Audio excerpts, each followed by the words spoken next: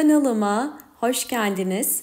Bugün sizlere daha önce hiç duymadığınız orkideleri en sağlıklı şekilde yetiştirebileceğiniz ve bol bol çiçek açmasını sağlayacak 5 önemli püf noktadan bahsedeceğim. Bu 5 önemli püf noktayı mutlaka sonuna kadar izlemenizi tavsiye ediyorum. Çünkü eğer orkideleriniz hiçbir şekilde çiçek açmıyorsa bu anlatacağım püf noktalar ile artık herkes orkide bakabilecek. Hemen birinci püf noktaya geçelim. Eğer orkideleriniz vermiş olduğunuz sıvı bitki besinlere rağmen hiçbir şekilde çiçek açmıyorsa yapmanız gereken en önemli püf nokta hava değişimi yapmak. Bir orkidenin çiçek açabilmesi için sağlıklı köklere ve yapraklara sahip olması gerekiyor. Hava değişimi yapacağınız orkidenin de köklerinin ve yapraklarının sağlıklı olması gerekiyor. Yani orkidelerinizin böcekli ve hastalıklı olmadığından önce emin olmanız gerekiyor.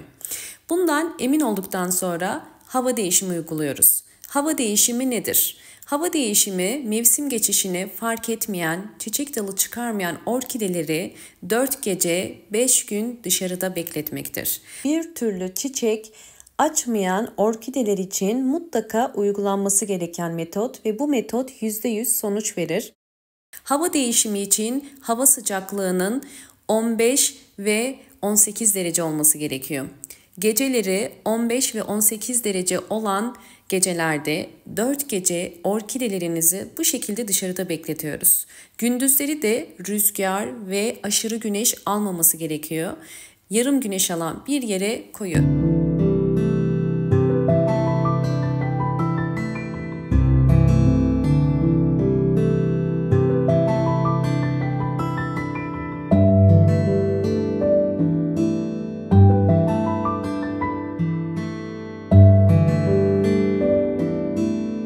4 gece ve 5 gün sonunda bu şekilde sağlıklı olan orkidelerinizi artık içeri alacağız.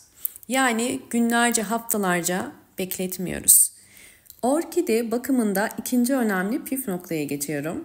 Bunun için limon kullanıyorum. Sizler normal sarı limonları da kullanabilirsiniz.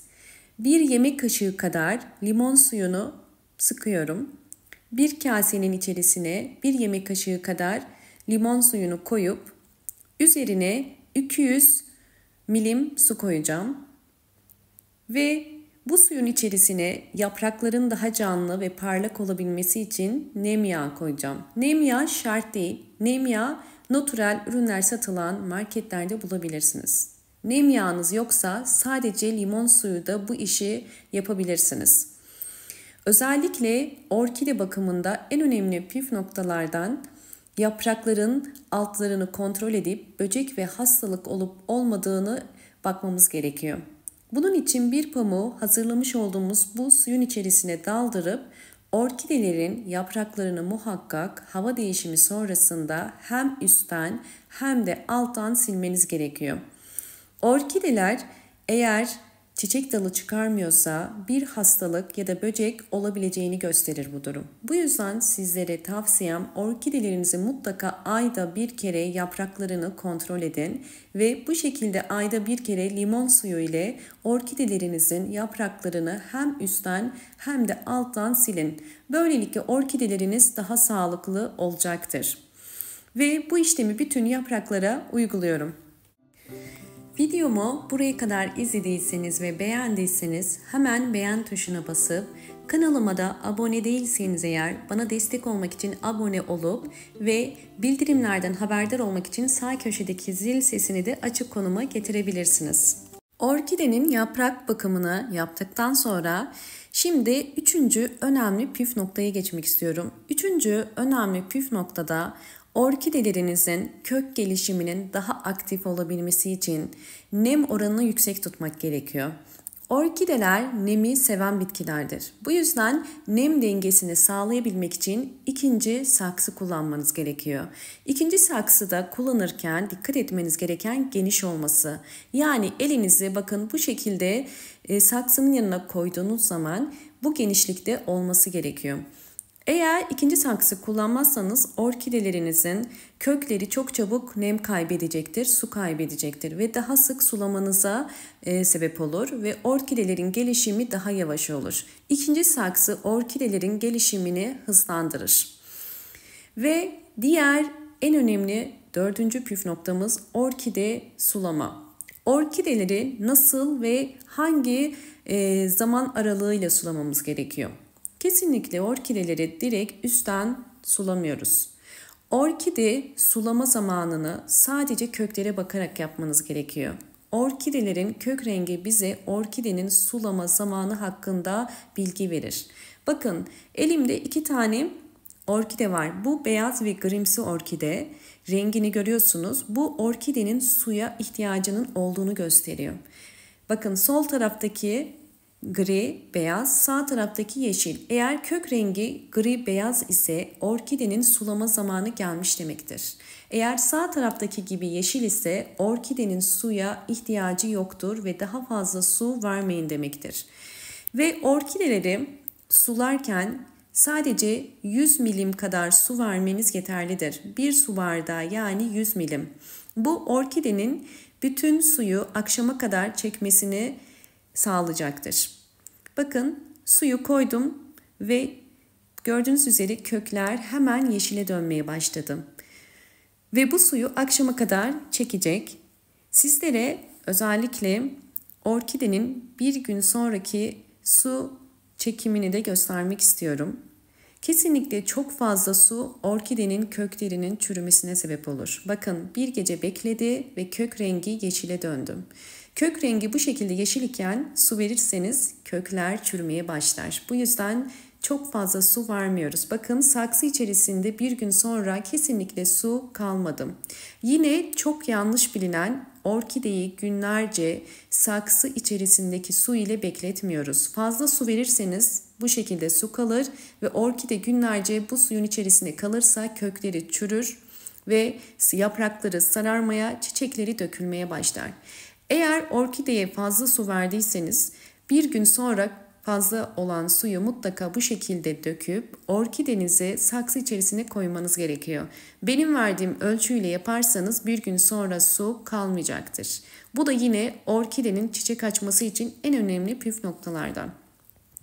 Son olarak orkideleriniz eğer ki çiçek açmıyorsa yine dikkat etmeniz gereken bol ışık alması gerekiyor. Orkide nerede ve nasıl konumlandırılmalı? Orkide mutlaka bol ışık alan bir pencere kenarına konumlandırmanız gerekiyor.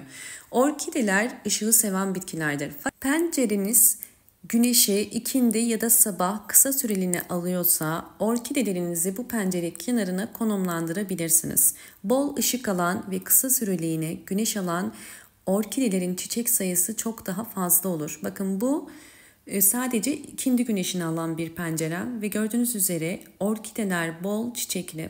Çiçek sayısının fazla olması tamamen orkidenin bol ışık almasıyla doğru orantılıdır. Bu anlattığım püf noktalara dikkat ederseniz orkideleriniz bol bol çiçek açacaktır. Çiçek açmayan orkide yoktur. Bunu unutmayın. Son önemli 5. püf nokta ise orkidelere sıvı bitki besinleri yani gübre vermek. Ben evde doğal gübreler hazırlıyorum. Muz kabuğu suyu hazırlayacağım sizler için. Fakat sizler kanalımdaki bütün tarifleri uygulayabilirsiniz. Orkidelere bu anlattığım bütün püf noktalara dikkat ettikten sonra ayda bir kere mutlaka sıvı bitki besinleri verin. Bir muzun kabuğunu bakın 200 milim suyun içerisine koyuyorum ve bir gece bekletiyorum. Bir gece sonunda bu suyu bütün evdeki çiçeklerinize ve orkidelere gübre olarak verebilirsiniz. İsterseniz pirinç suyu, isterseniz aloe vera suyu hepsini dönüşümlü olarak verebilirsiniz. Her bir saksı için 5 yemek kaşığı idealdir. Hiçbir zaman gübreyi çok fazla ve çok sık aralıklarla vermeyin. Ayda bir kere gübre vermeniz orkideler için yeterli olacaktır. Bu anlattığım 6 püf noktadan sonra orkidelerimin sıfırdan nasıl yeni çiçek dalı çıkardığını sizlerle şimdi paylaşacağım. Videomu buraya kadar izlediyseniz ve beğendiyseniz hemen beğen tuşuna basıp kanalıma da abone değilseniz eğer bana destek olmak için abone olabilirsiniz.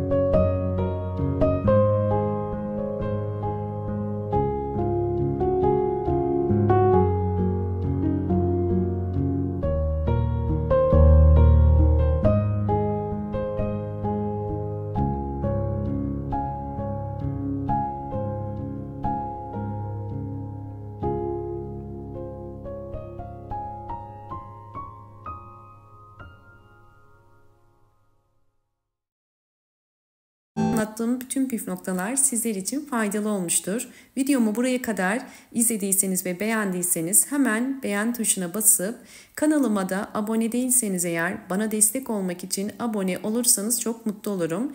Videolarımdan haberdar olmak için sağ köşedeki zil sesini de açık konuma getirmeyi unutmayın. Hoşça kalın, sağlıkla kalın.